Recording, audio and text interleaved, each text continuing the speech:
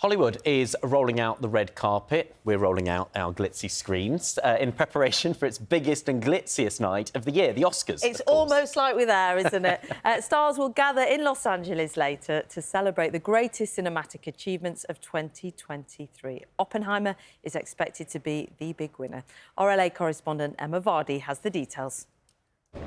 Another year at the Oscars. The biggest night in Hollywood is back, and the competition is as tough as ever. We're in a race against the Nazis. If you thought a dense 3-hour biographical might struggle with audiences, you'd have been wrong. Oppenheimer, about the creator of the atomic bomb, was a huge box office hit. Now Cillian Murphy is up for Best Actor. We'll remember this day. Christopher Nolan for Best Director, and it's the favourite to win the Oscar for Best Picture.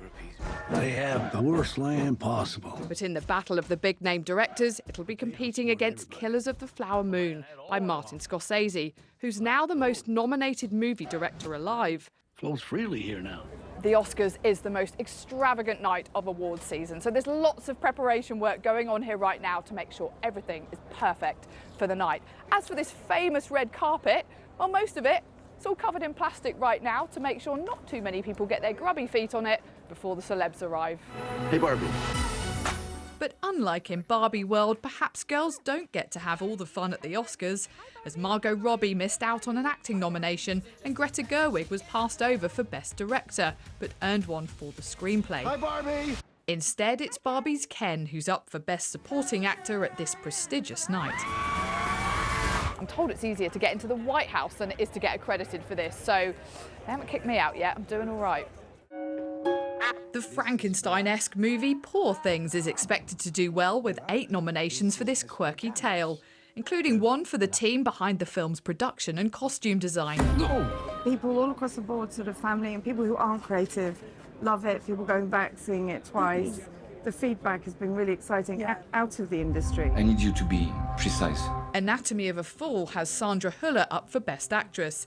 It's a murder mystery that leaves you guessing, and even she isn't giving anything away. We all just wish the audience to discuss the matter, like for days and weeks and months. We don't want to have a certain feeling in them. There's always talk about records to be broken, and this year, with Oppenheimer's 13 nominations, if it wins 12 of them, it would break the record for the most Oscar wins by a single picture. But that's quite a big ask. As the best of filmmaking is celebrated, the one thing you can predict is there'll be a few surprises. Emma Vardy, BBC News, Hollywood. Oh, Oscar for Best Correspondent Dress goes to Emma. 100%. But you mentioned it earlier, the cellophane on the carpet. I mean, you must know you've really made it as a star when the cellophane comes off and you can walk on the carpet for Are you real. not just scared of breaking the cellophane?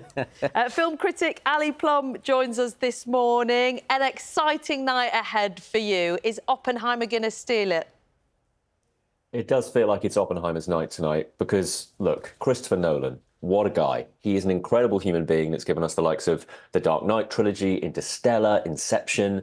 It feels like it's his time to win Best Director, and it's his time for his big movie, Oppenheimer, to win Best Picture.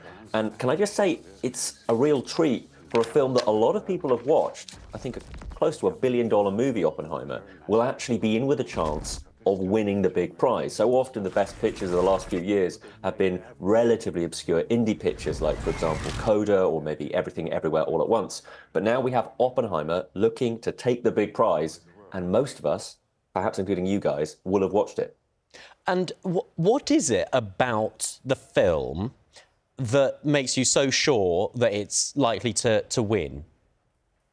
It's had quite a few wins over the awards season generally. At the BAFTAs, it won big. We also have a BAFTA winner for Best Director for Nolan as well. And just generally, it's been building up a head of steam. It also has a lot of Oscar flavour to it. It's based on a real-life person. It's full of big, starry names. Cillian Murphy is looking likely to win Best Actor. There's a possible chance that Paul Giamatti, for his performance in The Holdovers, might snag it at the last minute, but I suspect it's Cillian's to lose. We also have Robert Downey Jr., and he looks likely to win Best Supporting Actor. And when you have different supporting awards looking likely to go Oppenheimer's way, it all builds up towards Best Picture looking more and more likely.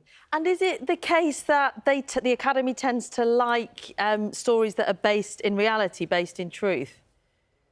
Completely, yes. It's got a long history of liking particularly period pieces and an opportunity to see the real life person compared to the actual performance. That's something they often really appreciate.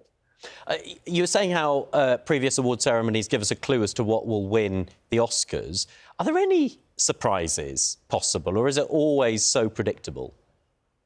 This year, I hate to say it, it feels like a lot of the wins are sort of already decided. Now, I'm still going to watch the ceremony. I'm going to enjoy it. We're going to have Barbie songs being played. I think Ryan Gosling's going to be on stage singing I'm Just Ken. I think Billie Eilish is going to be up there as well. We've got Jimmy Kimmel doing his thing for the 4th time now. But if you look at actress in a leading role, just for an example, Killers of the Flower Moon, we've mentioned Martin Scorsese, but Lily Gladstone, it seems almost certain that she'll win for Best Actress. Likewise, for Best Supporting Actress, we have Davine Joy Randolph for The Holdovers.